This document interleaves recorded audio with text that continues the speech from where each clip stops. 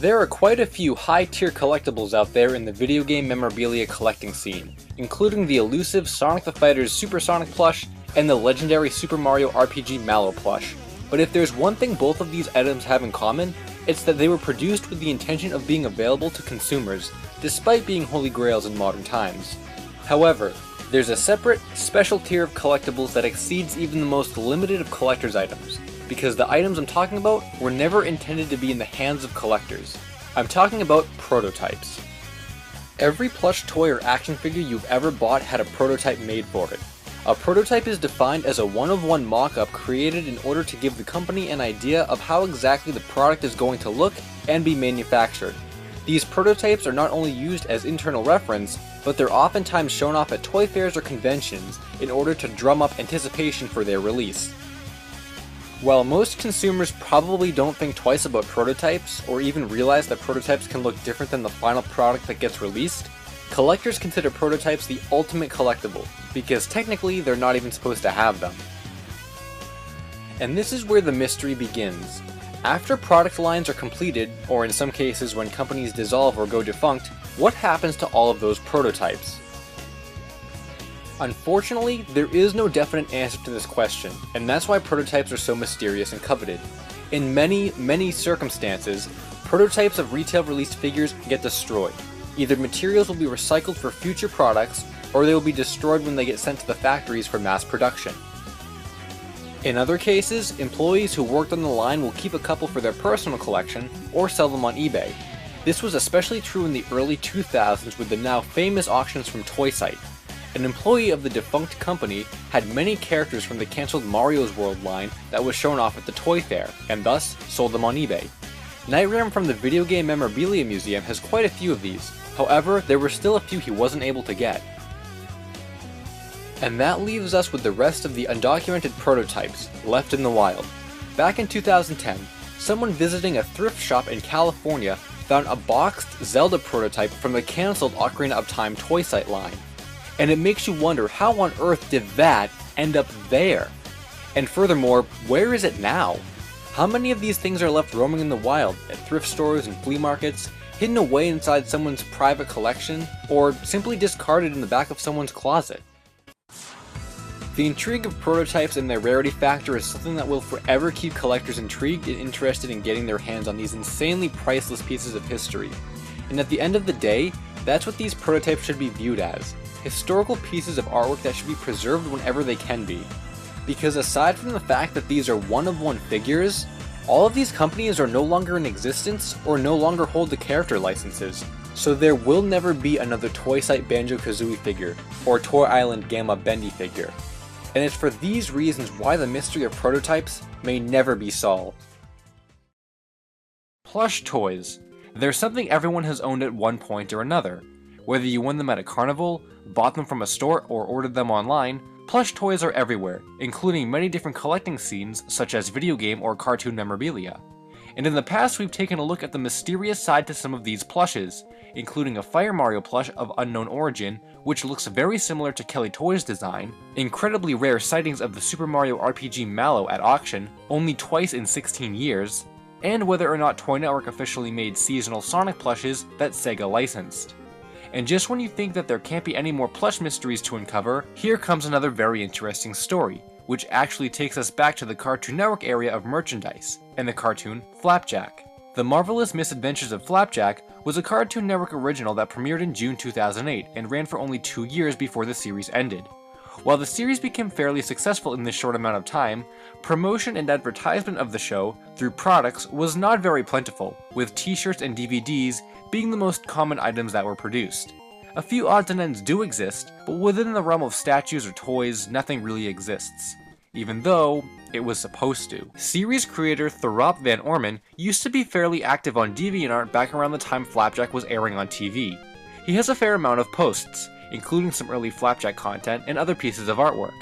But among these visual posts, a text post which seems to have been deleted once existed from 2008, almost a month after Flapjack premiered, which calls upon Flapjack fans to contact Cartoon Network and let them know that there is a demand for Flapjack merchandise, since Orman says he's gotten lots of requests already.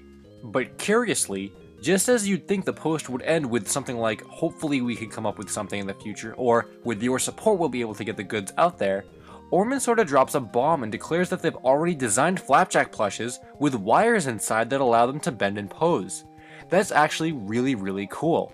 Cartoon Network has created several plush sets before, including Camp Lazlo and Ed, Edd n Eddy, so a Flapjack set of these would have been a great addition.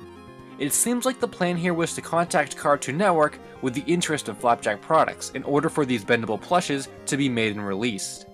Well, unfortunately, these plushes never came out, and there are a few possible reasons why. As stated previously, this post is from July 2008, only a month into Flapjack's TV premiere. So if the plushes had already been planned and designed, I'd have to imagine that the series itself was too early on in its life for Cartoon Network to go ahead with producing and marketing toys.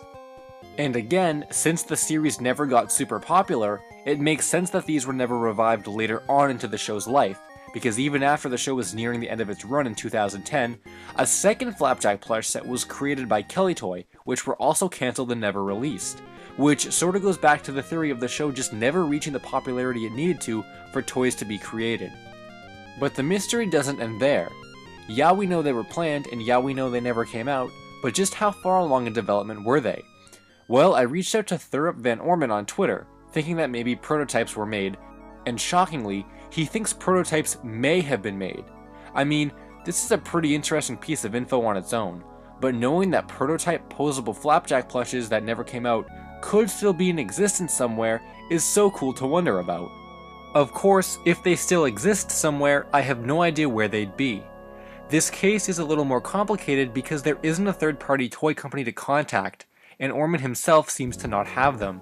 At this rate, any random internal designer or in-house toy producer could have held on to them. The cancelled Kellytoy plushes started out as catalog scans until that picture came forward months later, so maybe in the future their current owner will just happen to post them, or maybe there is some kind of internal picture floating around out there now. If I had to take a guess about what they looked like though, I'd say they were probably the opposite of Kellytoy's design. These ones are rather flat and sorta cheap looking as they were designed for carnivals, but had Cartoon Network been making these, they probably would have been sold on their web store as exclusives and likewise would have been of much higher quality. I have no idea which characters they planned, but Flapjack and Knuckles most definitely would have happened. So in that one line from a 2008 DeviantArt post, it's opened up yet another plush mystery that, until it gets solved, will remain as such. Animal Crossing has had a rich history when it comes to merchandise. Most people are familiar with the Senai New Leaf plushes, but before that there was a Wild World set, and even predating the Wild World set was a really diverse series of characters produced by Nintendo and released in 2001, as promotion for Dobutsu no Mori Plus. These plushes were released in 6 groups which contain 5 characters each. We have official set sheets for parts 2 through 6, and upon opening up the tag for plushes tagged with part 1, we can see all of the characters available. So altogether, there are known 30 characters to this plush set. But I remember seeing another character. Back a few years ago, around 2013, I was browsing a Japanese auction site looking for Animal Crossing plushes, having no idea what I would find since I was unfamiliar with most of the merchandise. Much to my surprise, I had stumbled upon a plush of the Rabbit Islander, O'Hare. At the time I didn't think much of this auction. I believe it was listed at around $130, and I thought one day I'd see it again. Well, that day has yet to come, as I've never found another O'Hare plush since that original listing from years ago, and that original auction has also never resurfaced. So that raises the question, what's up with the origin of this O'Hare plush? This is a mystery that's boggled my mind almost ever since the auction disappeared, and I've played around with a few different theories in my head. For sure he has to be related to this set, since there isn't any other set in existence that would contain him, but I needed to figure out how he fit in. One of my earlier ideas was that O'Hare was simply a one-off, randomly produced character that came out at the end of the final part 6. It seems like the first part never had an official set sheet like the others do, and I thought that was simply because as the set was just beginning, Nintendo didn't do a whole lot to document it. Similarly, I thought that perhaps as the set was ending, Nintendo just got lazy and released a random character by itself, since he wouldn't have added a 6th character to any of the parts, and there couldn't have been an entire missing 7th part. But after staring at the tag my Officer Copper has, the answer hit me. What reason would a super scarce item have to exist that doesn't fit into a larger set? The answer is on the back of the tag. In Japan, it's quite common for magazines or hobby shops to distribute items through the lottery system, which is sort of like a random raffle. The items distributed are often very limited and quite scarce, and in fact, another Animal Crossing item was actually distributed like this before, the Nook & Go playset. So if we look at the bottom of the tag, we can see the word Famitsu, which is a Japanese video game magazine that largely deals in Nintendo. The fact that their name appears on the back of these toys shows they had some kind of involvement in their promotion. So if we combine the common existence of prize items and the fact that Famitsu is a magazine with involvement in these toys, we come to the conclusion that O'Hare was an exclusive, limited prize item that only Famitsu was able to acquire and raffle off. This would also explain O'Hare's insane rarity, as prize items are very scarce, and no one was thinking about documenting a plush like that in the early 2000s before Animal Crossing got big and before collecting was a mainstream subculture. Of course, I like to be thorough with my searches, so I encourage some kind of visual evidence to come forward to undoubtedly prove that this plush does exist and that he was a prize item. The obvious "is he a bootleg or a custom" suspicions are common conclusions, but in this case I don't think O'Hare could be either of those. Since I found the auction in 2013, I can't say that bootlegs or customs didn't exist at that time, but based on my recollection, I don't think anyone would bother making a custom that looked identical to a super old and dated plush set, and likewise no bootlegger would try and dupe someone with an obscure villager plush, and for $130 at that. All things considered, I'm almost positive O'Hare was a limited prize and is the reason why he was never documented by Nintendo and why there are no saved pictures of him in the wild.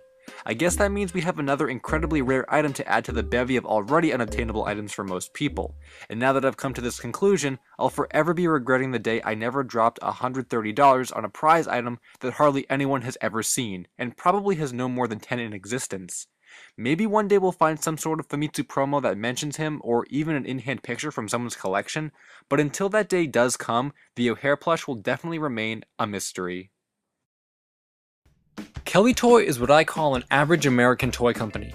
They've been creating original and licensed-based plushes since the late 90s, and to this day continue supplying their products to retail stores as well as amusement areas. In the past, we've seen some pretty mysterious Kellytoy plushes, including the unreleased metallic Sonic and Tails, as well as a Fire Mario whose origin we're still unsure of. And because details on him are still unconfirmed, I took to Kellytoy's website from the Wayback Machine in hopes to find some information possibly archived on the site. While I unfortunately came up empty-handed in regards to the Fire Mario plush, something from out of left field actually caught my eye, and I immediately became intrigued with their mysterious lack of presence everywhere outside of this product catalog. Cartoon Network merchandise has quite an odd history and release cycle, as what was once an abundant product line in the early 2000s dwindled down into limited-time web store exclusives that have fallen mostly into obscurity, if not some products being lost altogether, as I always find new things I never knew existed before. But exclusivity aside, Kellytoy have released quite a few different Cartoon Network plush lines in the past, including the Powerpuff Girls, Foster's Home for Imaginary Friends, The Grim Adventures of Billy and Mandy, and Ben 10. Despite all of these lines releasing for both retail stores as well as amusement parks, they're still decently rare and pretty obscure. As it turns out though, the previously mentioned plush lines were not the only Cartoon Network ones Kellytoy listed in their catalog. Two other popular Cartoon Network series, Chowder and The Marvelous Misadventures of Flapjack, both had plush lines created for them. The Chowder series features Chowder, Mong Doll, Truffles, and Panini, and the Flapjack series features Flapjack, Captain Knuckles, and Bubby. All of these plushes appeared in an amusement catalog, meaning that they were intended to be released as carnival prizes and not sold in stores. Even after you consider the obscurity and rarity that carnival prizes can hold, you'd think that someone online would have had an in-hand picture of at least one character, especially after considering multiple sizes of every character were listed for release. Well, in any case, no one has pictures. In fact, there is no other documentation on these plushes outside of the one Kellytoy catalog in which they appear. No listings in older catalogs or newer catalogs from Kellytoy. No in-hand pictures anywhere, not even a prototype or different angles of the plushes. With that said, are these plushes just holy grails, or were they never actually released? Well, something I've been doing a lot more recently whenever there's a mystery to look into is contacting people from companies who worked on a particular line I have a question about to get the official word. So in this case, I tried to find Kellytoy designers or product developers from around the time these plushes were listed in the catalog. And surprisingly, Kellytoy employees are very secretive. The people I found either had no online presence or their information was unavailable to me. So that leaves us to speculate and conjure up our own ideas about what could have happened to these plushes. In my opinion, the most likely scenario requires us to look outside of the catalog in Kellytoy as a company and into Cartoon Network. Both Chowder and Flapjack ended their run on Cartoon Network in 2010, and the catalog in which these plushes appear is from 2010. So I'm going to assume by the time these plushes were developed and showcased as upcoming products, Cartoon Network decided that they weren't worth trying to market for a series that was dead to them, and thus resulting in their cancellation.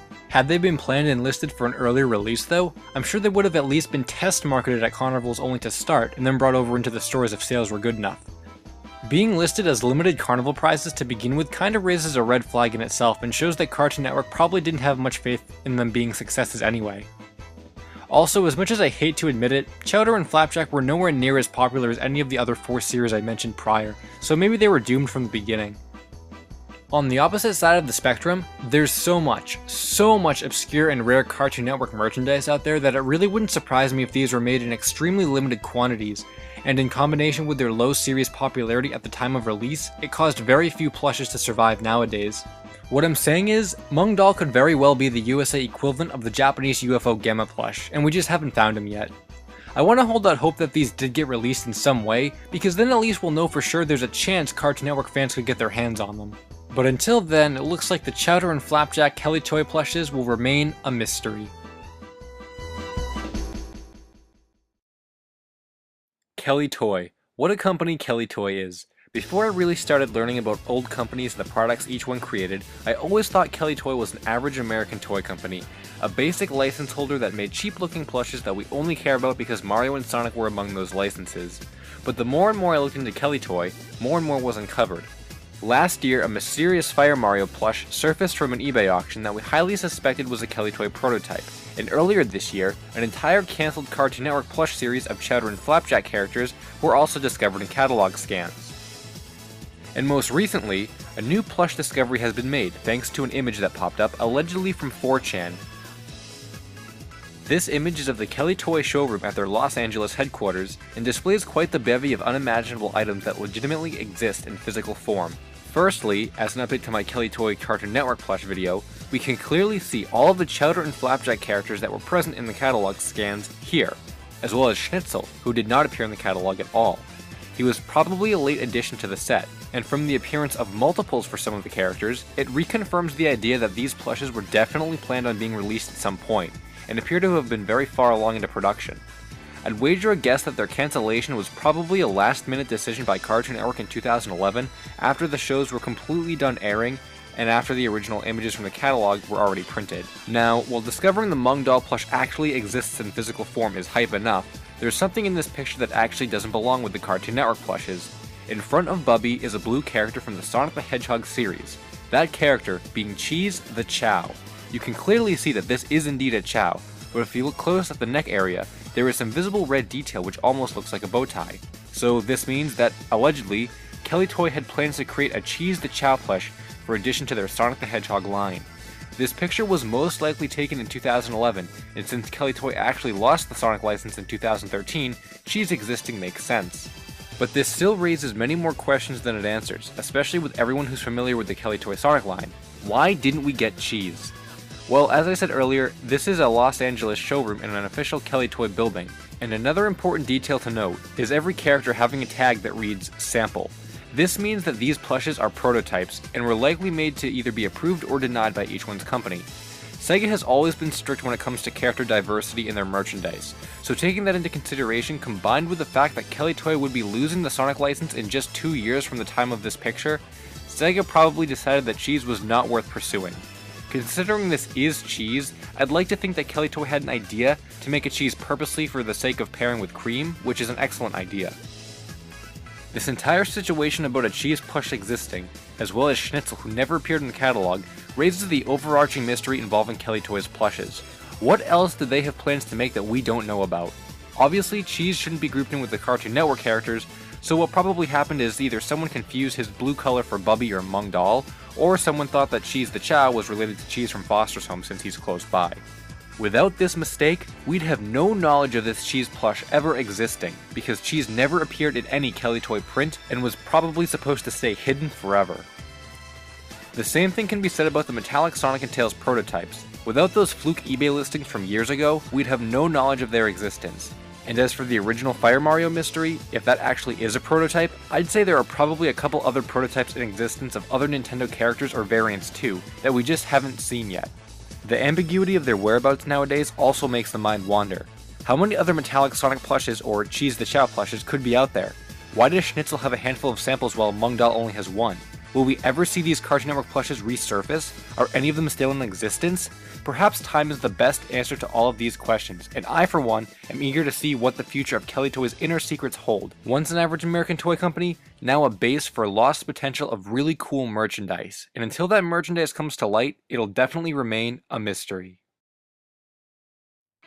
When you think of stuffed animals or plush toys, you probably don't think there's too much mystery behind them, and in some cases, there really isn't. It takes a special set of circumstances for a plush or company to reach mystery status. I've covered a few on my channel already, like Takara Tomi's Mario RPG plushes and Kellytoy's Chowder and Flapjack plushes, but there's something about the latter which is much more interesting to me. While old and unconfirmed to exist plushes are definitely something to wonder about, the known plushes whose stories are untold, or only a rumor, really get my attention when it comes to figuring out their origin.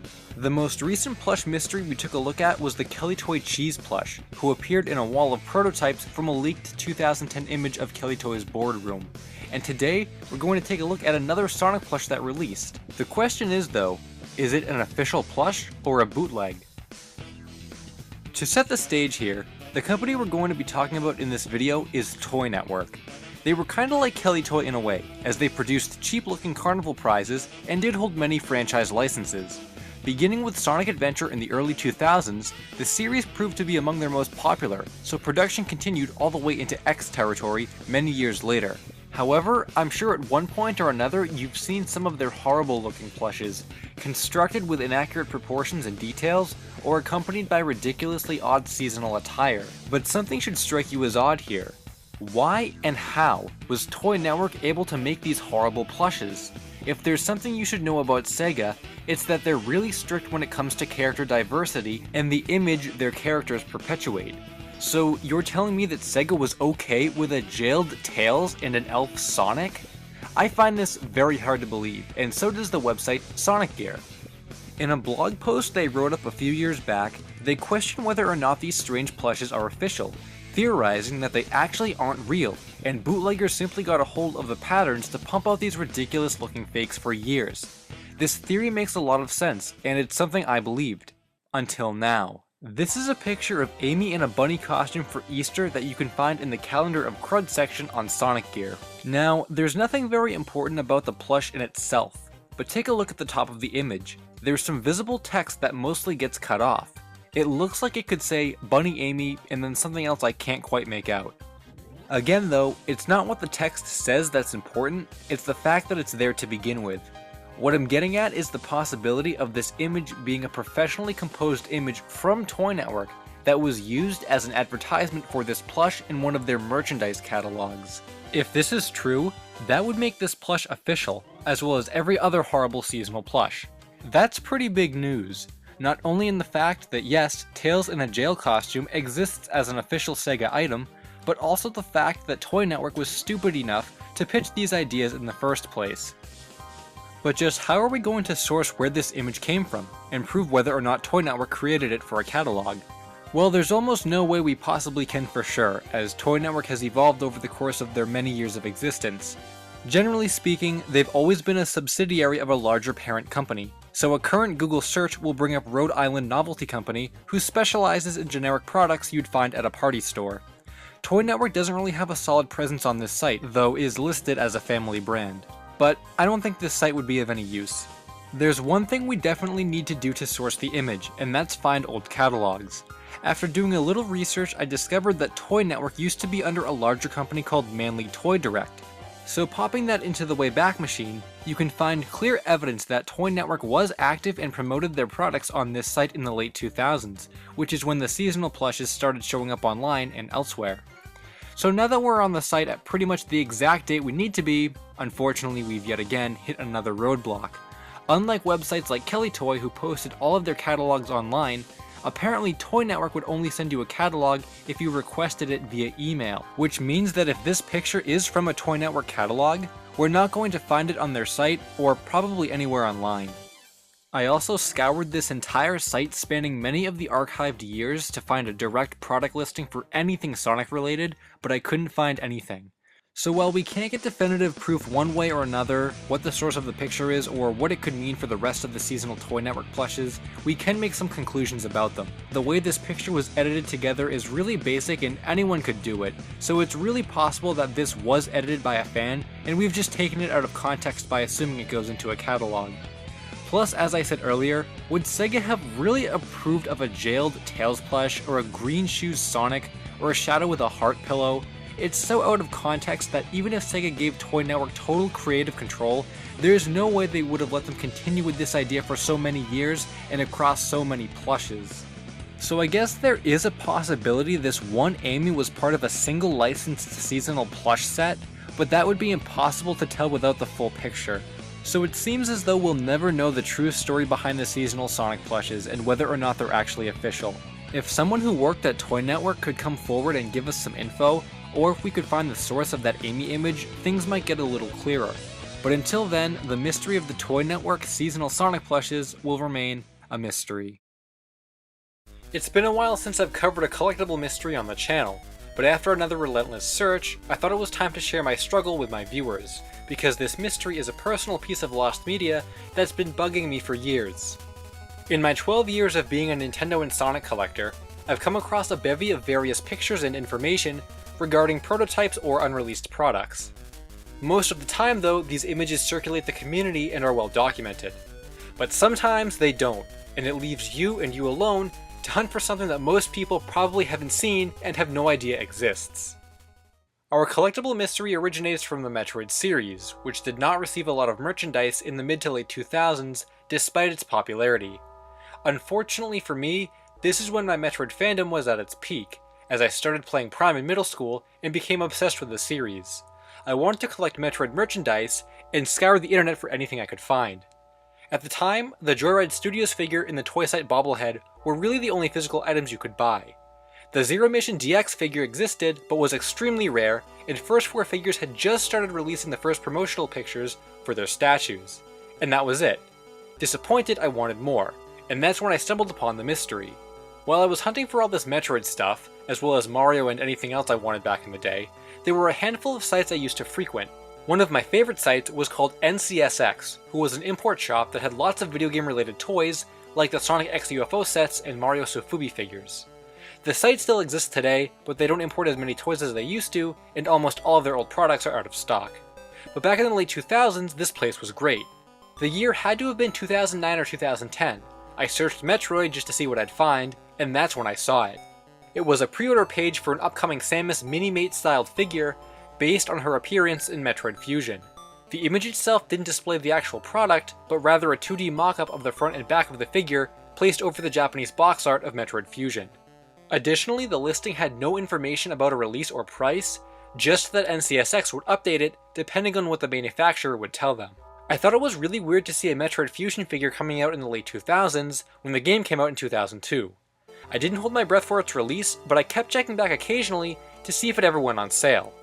After a while, the page was updated again to state that the product had been cancelled by the manufacturer and it would not be releasing. Despite this, the product listing stayed up for years before it was taken down when I eventually thought to save the image. And to this day, I've never been able to find that image again. I've never even seen this figure mentioned elsewhere online, and even back in the day, I never saw this image on any other site besides NCSX.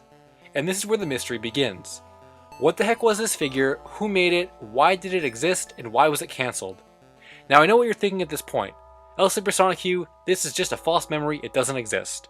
And while normally I'd agree with you, one of the reasons why this is so vivid in my mind is because of how invested I was in Metroid at the time. When I saw this for the first time, it was so unique looking and something I really wanted to add to my collection that it stuck with me. Additionally, I can't believe the case for it being a custom or fake, because NCSX is an actual import shop that receives products and information from manufacturers. They aren't a small shop that made their own listing or got their products secondhand. This was the real deal. As for the details of the figure itself, I can't recall much about it factually. From what I can remember, it looked very much like a Minimate figure, but I have no idea if it actually was a Minimate or some kind of copycat brand. It was definitely of Japanese origin, and it was definitely from Fusion. But even back then I was confused why a Fusion figure existed so long after the game's release. For the record, I actually have no idea how long that listing had been sitting there before I found it, but I know the product itself was cancelled in the late 2000s. Now obviously I wouldn't be making this video if I had found an image or at least some kind of details about it, but believe me, I've tried. I emailed NCSX directly about it, but never got a response back, and I looked through their product archives looking for anything Metroid they listed, but I only found the games and first 4 figure statues. I gave Wayback a shot, but the site is not backed up very well, and I came up empty-handed. At this point in the search, I'm out of leads or places where I thought the image may have been online. There were some Metroid collectors in the video game memorabilia scene back in the day when I first saw this, so there's a chance someone out there may have saved the image.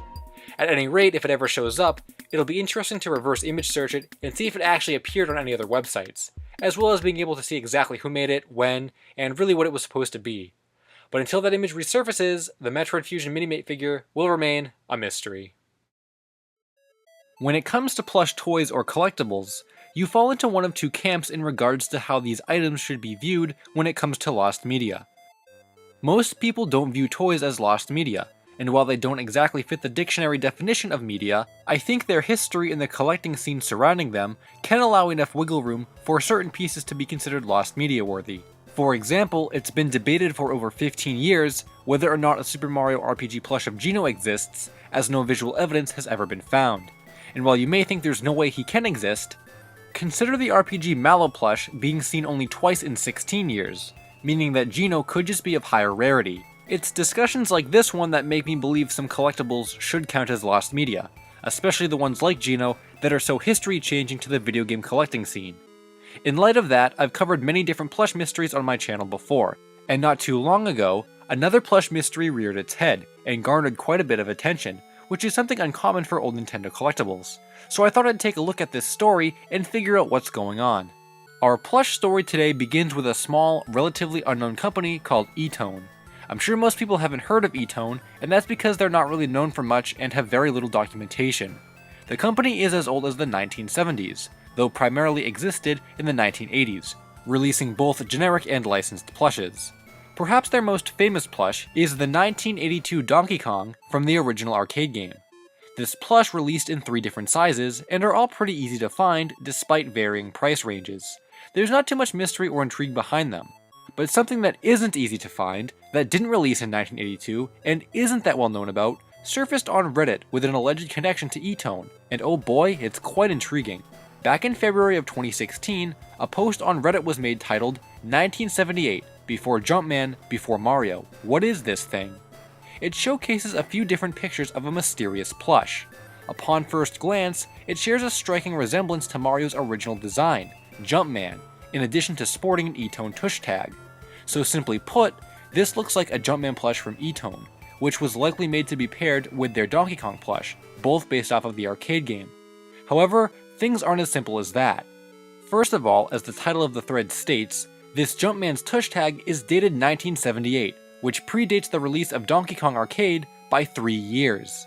And secondly, this plush has never ever been seen or documented before, so these are the first images we're ever seeing of it. So what explanation could there be for a Jumpman plush to exist before its game of origin, and why have we never seen it before now? Could this be a custom? A generic man character who just happens to look like Jumpman? A time-traveling plush? Well, there is a pretty clear-cut answer that leads us to our result. In the most likely of scenarios, there are many signs that point towards it being a prototype, especially if we look at past evidence, the first of which is where it was found. The owner of this plush has a friend on Twitter, who confirmed it was found at a thrift store, and this kind of scenario has actually happened before. In 2010, someone visiting a thrift store in California found a prototype Zelda that was once on display at Toy Fair 2000, so I can believe something like that happening again. Now, if we turn our attention to the tag, we'll see that year which predates Donkey Kong Arcade's existence. The explanation for this is that it's likely just a placeholder tag from something else, that Etone grabbed and used for the sake of the prototype. On top of the fact that Etone existed in the 70s, and would have had tags dated 1978, A similar case of misleading tag dates can be seen with Kellytoy's Nintendo plushes. Their first wave contained Mario, Donkey Kong, and Wario, which released in 2001, though a couple years later, Luigi was added to the set. Now, despite Luigi releasing years apart from the other three, he still sports a tag that says 2001, and this proves that tag dates aren't always accurate to a specific item. Also consider that we've never seen an Etone Donkey Kong prototype tag, so we're comparing the dates on a released plush to an unreleased plush, which isn't too fair. Based on all that, the creation of the Jumpman plush probably went like this. The Donkey Kong arcade game released in 1981, so Etone must have obtained the license shortly after and produced the prototypes of Jumpman and DK. Before their mass production and release, Nintendo probably shut down the Jumpman while approving of the DK, who then went on to release the following year, 1982, since video game merchandise has had a history of releasing 1 year after the actual game. This resulted in Jumpman never releasing and fading into obscurity until that Reddit post. And in this scenario, it means this cancelled 1981 Jumpman plush is the first official Mario plush to ever exist.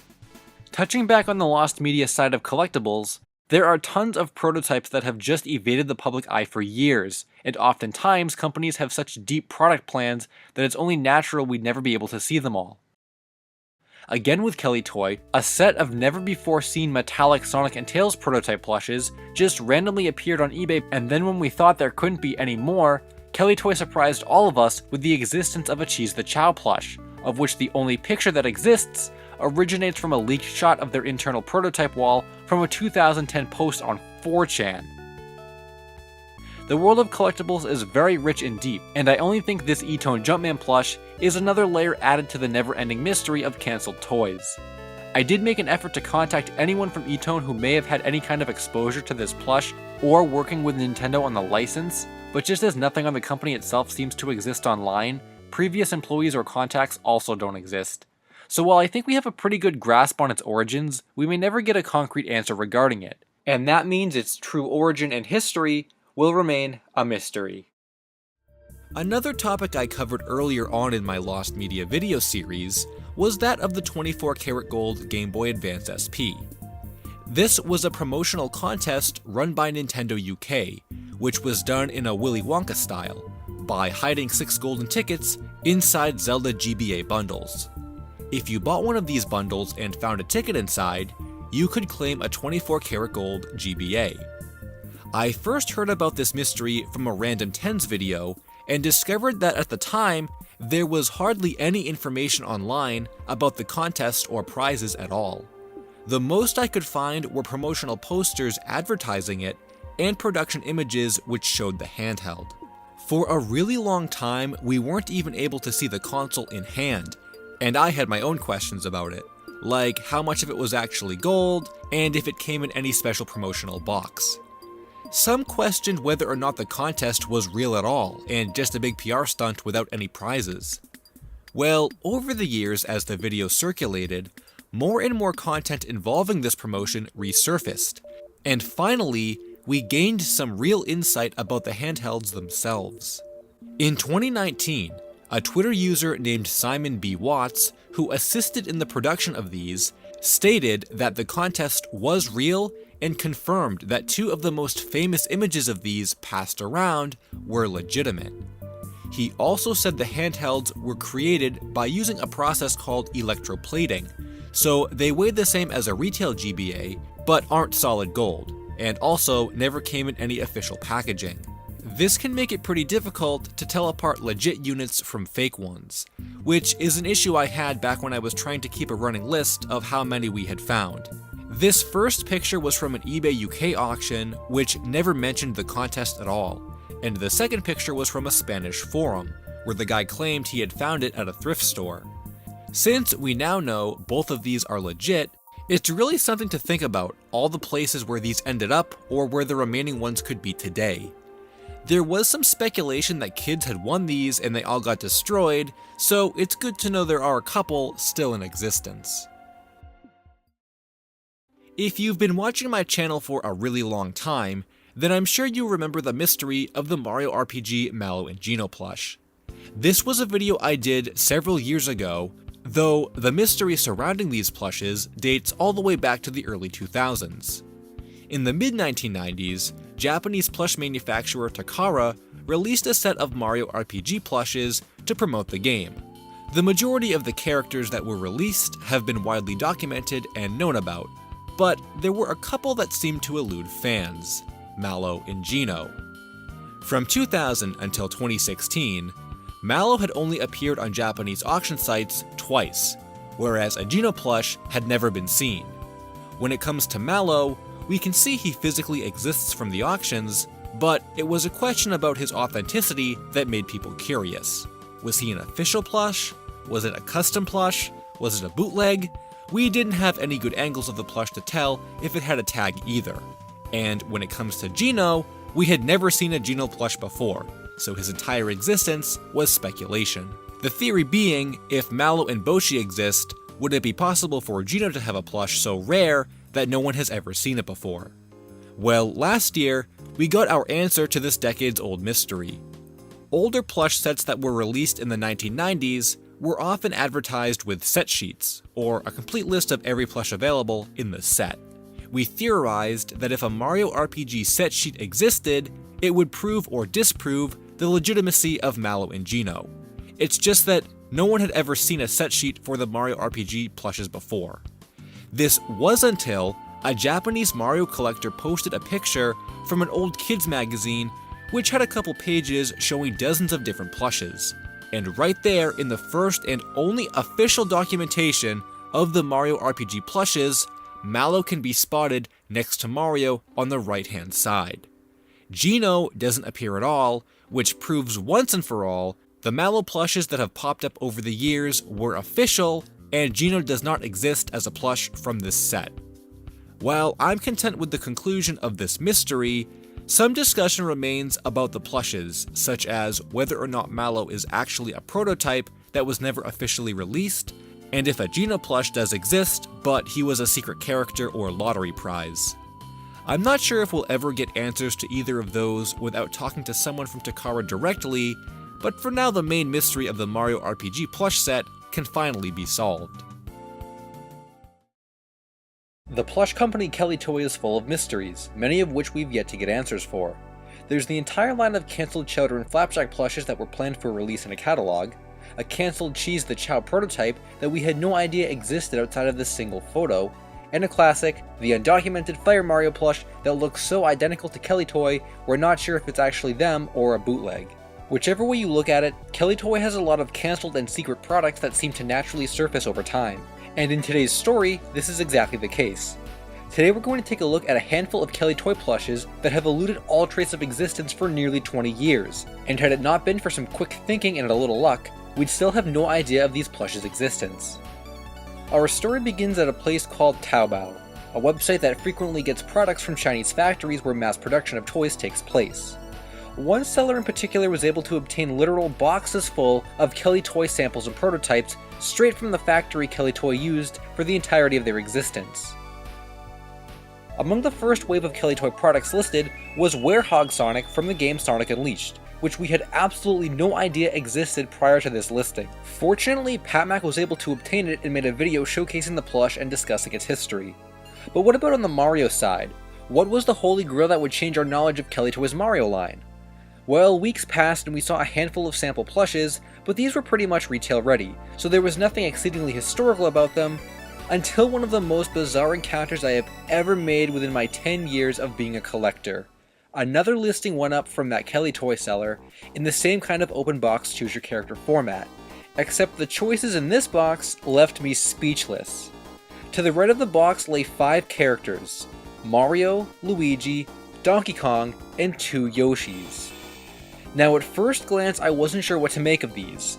4 out of the 5 plushes didn't look like Kellytoy at all, and an older listing contained a BDNA DK, clearly not from Kellytoy. So I thought maybe these 4 were from something unrelated and just ended up in a box of Kellytoy stuff. If there's one thing for sure though, this Yoshi doesn't look much like the other 4 plushes at all, and it resembles the style of Kellytoy's final plushes much more. So with that much certainty, I can say that yes, it's very likely that this plush was an actual scrapped Kellytoy Yoshi that existed at one point in time and never got past the approval phase. But that doesn't explain the other 4 plushes. What are they? At this point, I'm thinking they're samples from another company that Kellytoy used as reference. Fortunately, they all seem to have tags with information on them, so all it would take is ordering one and seeing what the tag says. Donkey Kong was still available for purchase when I found the listing, and strangely there were 2 of him in stock. I ordered both, thinking I'd just get 2 samples of the same plush. Nevertheless, I was still excited to dive deeper into this mystery, but when I got my package, my jaw hit the floor. What was inside my package was not the Donkey Kong pictured in the listing. In fact, neither of them were. They were 2 completely different looking Donkey Kong plushes. The first one, which looks nothing like Kellytoy's final plush, depicts Donkey Kong in a more classic pose with darker brown fur and a more vibrant logo on his tie. The second plush looks almost identical to Kellytoy's final DK plush in terms of design, but is lacking the shiny metallic fur and has a more faded logo on his tie. But both plushes are really small and lack a tush tag, which looks like it was cut at one point in time. This is really unfortunate because I'm sure there was probably some kind of information on it pointing us in some kind of direction about what these could be. So that leaves us to come to our own conclusion about how these fit into the Kellytoy timeline and how that relates to the rest of the plushes from the listing. As I pointed out earlier, the second plush looks a lot like the final DK plush, and since its origins are sourced to a Kellytoy factory in China, means that this miniature, more basic version of Kellytoy's Donkey Kong is essentially the master prototype that was originally created in the process of designing the Kellytoy DK plush. But what about the other DK? That one doesn't look like Kellytoy at all, along with the other 4 Nintendo plushes from that listing. Well, in the most likely of scenarios, all of these plushes are probably prototypes that predate the master prototypes of the more final looking plushes. There is some solid evidence that supports this theory, because on what we know for sure, there are 2 different Yoshi plushes and 2 different DK plushes. For the record, while the DK from the listing does look a little bit different than mine, I think it's just another attempt at making the same kind of plush. So in light of that, we have 2 sets of plushes, one set looking very character authentic and of decent quality, and the other set looking much more off-model and much cheaper in quality. Additionally, in this second set, we have what's known as a Kellytoy DK plush, and they were all in the same box from Kellytoy's Chinese factory. So putting all of this evidence together brings us to a conclusion that the original 4 plushes in this box were the earliest Kellytoy prototypes that were ever made for the line, and the second Yoshi, along with my second DK, were later revisions and eventually resulted in release. Well, Yoshi didn't, but that leads us to our unanswered questions. Unfortunately, for as far as we've come, there are still a lot of questions I don't have answers to. At the most basic level, I have no idea why I was sent the DKs that I was when they weren't even present in the listing, and furthermore that raises the question about whether or not that listing secretly contained a third Yoshi or second and third variations of Mario and Luigi. Additionally, Kellytoy Yoshi has sort of reached an urban legend status, so it's still a mystery why he was cancelled when he had at least 2 prototypes created. It's also really interesting to note that Wario isn't here at all, which could mean that he ultimately replaced Yoshi. Sometimes it's impossible to guess with Kellytoy. We'll never know what my DK's tush tag said, and I doubt we'll ever see any of these other plushes resurface again, however many may exist. Though I've tried many times in the past to find someone associated with licensed product design at the company, but all attempts have ended up in dead ends. Maybe someday we'll actually get all the answers we want, but until then, Kellytoy's Nintendo prototype plushes will remain a mystery. The video game product market and the video game collectible market seem to have a history of overlapping items. Rare trophy pieces of hardware and software that were made in extremely limited quantities, released only as promotional material, or in some cases, never ended up releasing at all. These items are all coveted and desired, with any video game enthusiast wishing to own them in their own collection. But just when I thought I had heard it all, yet another elusive piece of video game history appears with an interesting backstory surrounding its origin, and, in a surprising twist, the ability to actually own this item today. This topic takes us to the Mega Man franchise from the late 80s and early 90s, a time when the original Mega Man games were releasing on Famicom in Japan and NES in America. It flourished and remains as one of the staples in video game history for its memorable characters, levels, and power-ups. But would you be surprised to hear that a large portion of the Mega Man universe, the Robot Masters, weren't actually designed entirely by Capcom? The company decided to do something really cool. They had what's known as boss character contests. These were a series of contests held for a large majority of the original games, where fans could submit new Robot Master designs to Capcom, who would then choose the winning designs to be featured as the main bosses in the games. While the winning designs were altered a bit by Capcom, the artists still received credit and many bragging rights, as well as some prizes. These differed from game to game, but there was one prize in particular that has developed a legendary legacy. Here is the Rockman 4 Gold card. While there's nothing special or different about the actual game contained within, the cartridge as a whole is a highly elusive and collectible item. Only 8 of these carts were ever produced, and were given out only to the winners of the Robot Master Design Contest for Rockman 4. On top of that, this contest was Japanese only, meaning the geographical and language barriers make it immensely more difficult for international collectors to have a hand in these. Publicity surrounding this cart began when a Japanese television show called Game Center CX visited famed retro game shop Super Potato. Super Potato is a massive Japanese retro video game store who have become known for having sold many high-end items and always have valuable games in their display cases. So in this episode of Game Center CX, the host of the show was intrigued by the Rockman 4 cart and did a small showcasing of the item. An original winner of the design contest, Yoshitaka Inomoto, who designed Brightman, resurfaced and was interviewed by fansite Atomic Fire.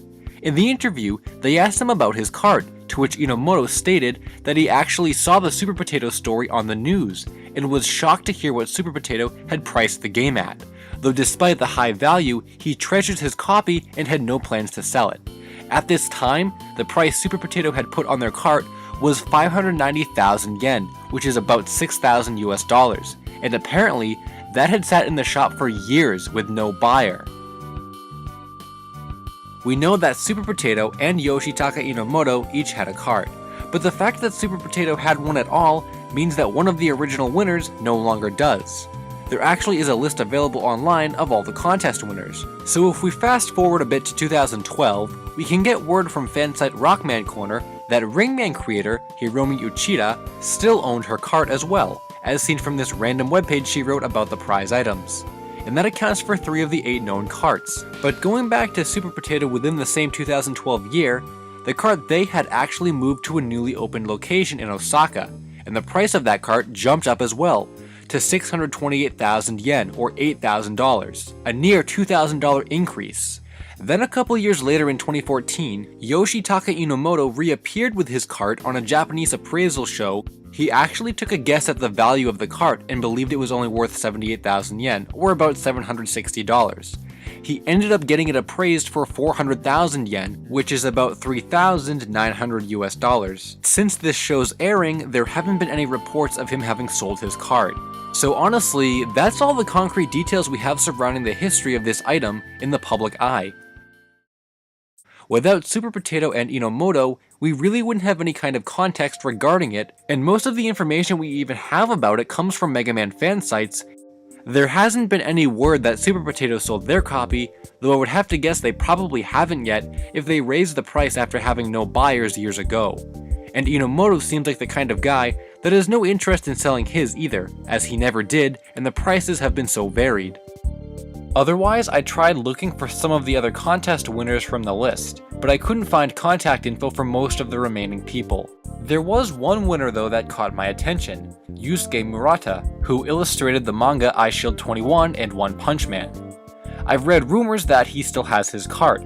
I was interested in finding out for sure though, so I sent him a tweet in the best translated Japanese that I could put together, and turns out, yes, we can confirm he does still own his cart. So that's another one we can add to the list, meaning there are only 4 undocumented carts left. But be wary, there have been a plethora of fake carts that have shown up on Yahoo Auctions Japan and eBay over the years. I've read rumors that claim the official carts were individually numbered on the inside of the shell, which Super Potato apparently demonstrated in a video once, but I can't find that video and can't verify that claim. Most of the fake carts were quickly and easily identified as fake, so I don't think there's too much to worry about with getting duped. But at the end of the day, if you find yourself at Super Potato and they still have the cart, then make sure you have at least $6,000 to spend on it. In time, more of them may end up surfacing, but this is an item that will only increase in value and desirability. It's pretty cool that so many of the original contest winners held onto them, and hopefully the undocumented carts are safe with their respective owners too. So for now, the whereabouts of the remaining golden Mega Man 4 carts will remain a mystery while their legacy grows into mythic status. Here on the channel, we've talked a lot about traditional lost media before, and how that relates to video games and cartoons, but also some lesser known topics like plush toys, and even just general oddities. However, there's something that I've never talked about before that I'm sure all of you out there have worn at one point or another, and that's video game t-shirts.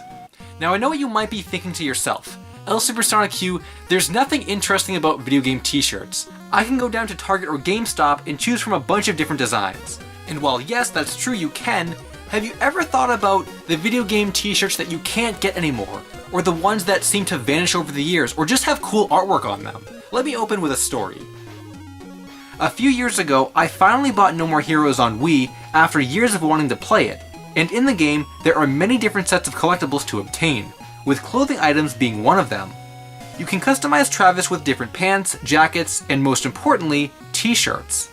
On the surface, there's nothing too interesting about this, other than the designs looking really cool. However, there's one shirt that caught my attention, which makes reference to the fact that it exists as a real-world item. I was confused. Was this some kind of joke to make the game seem more real? The wording seems way too specific to simply be made up though, so I took to the Wayback Machine in an effort to see if these No More Heroes shirts actually existed in real life. Much to my surprise, I found an old web store from Grasshopper Manufacturer, still accessible with listings that depict the exact same shirts in the game. Unfortunately, since this isn't an active site, you can't buy them from here, which meant I was going to have to search for them. I searched for hours on a plethora of Japanese websites and thrift store websites, hoping to find one of these shirts in the game. And while I did find a Grasshopper Manufacturer logo shirt, I couldn't find the exact ones from the web store, which is what I really wanted. It was like they didn't exist, and that was something I just couldn't believe. How could an article of clothing become lost? This is when the revelation hit me. When I was a kid, I owned a lot of video game t-shirts and wore them proudly around school. But there's one thing that all of these shirts have in common. You can't really find them anymore. Try searching for Mario Kart Road Warriors shirt, or White Sonic 06 artwork shirt. Designs and prints get phased out, or as games become less popular.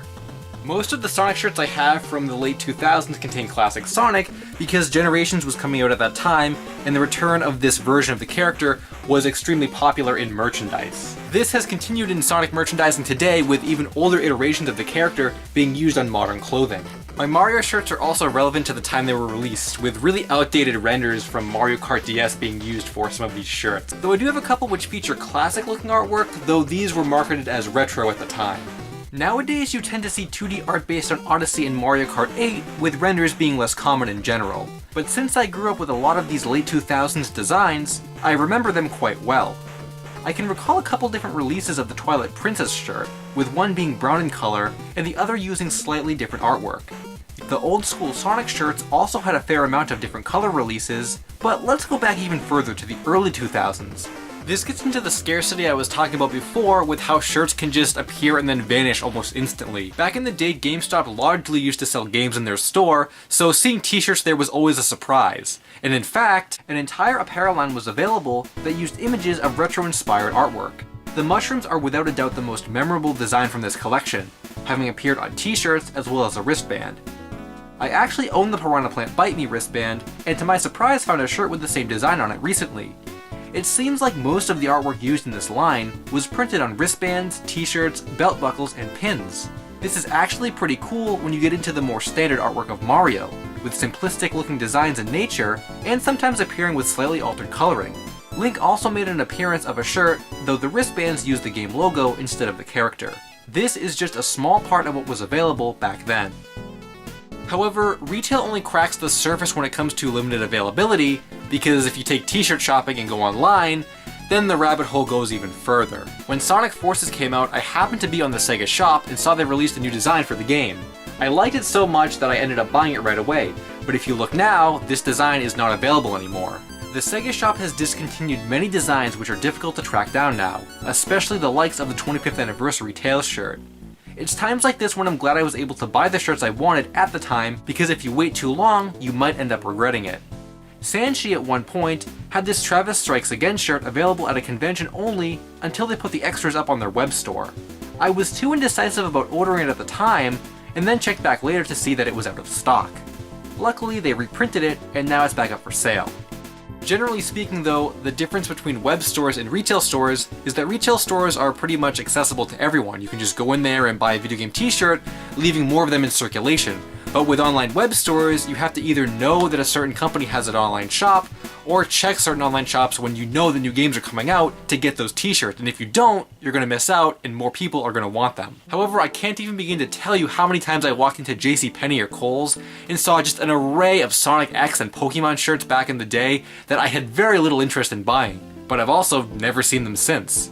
Sonic Gear, which is a merchandise archive website, does a great job of illustrating just how many Sonic X shirts were around at the time, and how even a few of the designs back then were elusive to consumers. I own quite a few Sonic X shirts, but unfortunately they're all too small for me to wear now, and if I ever wanted a larger size, it would take quite a bit of searching. Though compared to back then and how video games weren't quite as popular as they are now, I'll say that it's a lot easier finding a wider variety of t-shirts in more sizes and at more locations. Now I will admit, video game t-shirts are not a large part of my wardrobe like they used to be, however it's still fun wearing one on occasion or picking up a cool design that I might see in the store. When I went to Nintendo NY last year, I picked up a couple exclusive shirts to have as souvenirs, even though I haven't worn them yet. My brother also bought me this Nintendo World Championships shirt at Nintendo NY before I was able to go, but this one has gotten some wear since. I found this Star Fox shirt at JCPenney a few years ago too, and the color scheme really jumped out at me. In fact, I have so many video game shirts I completely forgot about until I started looking around for them in my stuff. The Nintendo 64 logo was one of my favorites and I wore it a lot. The aging on it is artificial however. I have a couple Mega Man shirts which offer some nice variety, though the classic one I had to buy at the mall after I got soaked in a rainstorm. And the Resident Evil shirt got a compliment from a guy in the hospital after he thought I wore it there as a reference. I also picked up some more Sonic shirts in the early 2010s, with the occasional Zelda one as a nice surprise. You know, I think this one came from a defunct FYE near me, and this one uses artwork from Secret Rings, but hides it with the 06 logo. Video game t-shirts are something I think a lot of people overlook because they can be hard to display and we wear them and just take them for granted. But there's a lot of history and design in each one, and I think that should be appreciated. But I'm really interested to know which of these shirts you guys might remember from back in the day or even own in your own collections. I think someday I'll end up with that No More Heroes shirt, but for now, I guess it's off to JCPenney to see what they have in stock. Back in 2004, Sega teamed up with McDonald's for a toy promotion that gave away Sonic the Hedgehog LCD games in Happy Meals and became a nostalgic staple of many childhoods. However, there was another part to this promotion that has become rather infamous and remained unsolved to this day. Search for the Silver Game became a Willy Wonka-styled treasure hunt where 2,500 silver games were hidden in Happy Meals across the country. If you were lucky enough to pull a silver game, you were eligible to win game hardware, software, or even $2,500. Though for the longest time, no one had ever seen one of these silver games, leading many of us to believe they didn't actually exist. This wasn't until a couple days after my first video talking about the subject went live, when I received an email from Roomba Boy. Upon reading through it, Roomba Boy states that he was talking about the promotion with one of his friends recently and recalled having one, though was unaware of its rarity until finding my video. Then, attached to the email was an image of a silver LCD game, an exact match to the promotional image that had been circulating the internet for years. He invited me to a Discord chat for more information, where I learned more about the origin of Roomba Boy's specific game. Roomba Boy is the original owner of this game, having pulled it from a Happy Meal when the promotion was running in 2004. While the prize was supposed to be a copy of Sonic Mega Collection Plus, they never actually claimed it as the process to redeem the game was apparently confusing. The official rules list found by Rabbit Ears alludes to a scratch-off piece that could be sent in for the prize, but Roomba Boy does not recall ever seeing one of these, so it might have been accidentally discarded. The game still turns on though, and plays all the way to the end, also containing emblems and identifying numbers, similar to the other games in the set. However, the Sega logo is absent from the physical silver game, while it does appear on the promotional picture, which I'm guessing is the result of laziness by simply choosing to omit the tiny sticker. The shine of the plastic looked really nice, though is prone to discoloration. I still think it looks great in this condition, and the grid lines that were etched into the plastic really give it that old school Sega vibe. And for those of you wondering, no, it's not for sale. Roomba Boy says there are too many memories attached to it, and considering their rarity, we might not ever find another one again. We can say that the Silver Sonic LCD game was given away and exists, leaving this mystery one that remains a mystery no more.